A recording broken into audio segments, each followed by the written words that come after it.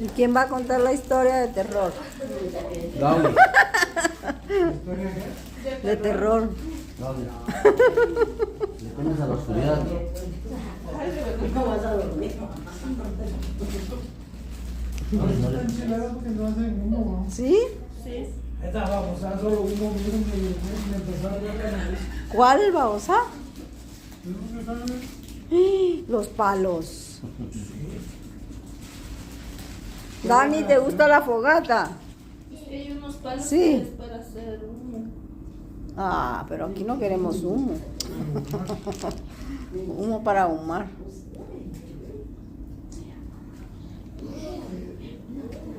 Y son buenos los angelitos así. ¿Están ricos? Bien, pero así. Pero quemado, hombre.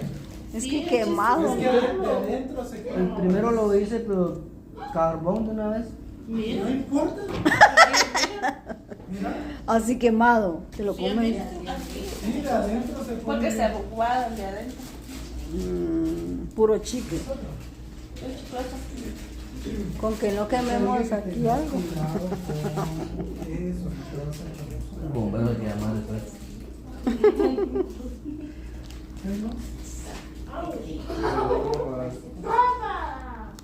No se separan. Coman bastantes de esos porque esa es la cena.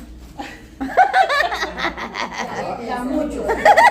Mejor se meten unos 5 entre la bolsa porque ya. Trae tortillas.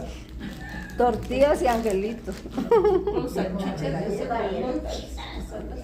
Sí. Tortillas y sal. Pablo. Vamos a comprar otro de esos. Dice Laura que salchichas quedan ricas ahí, vos. También.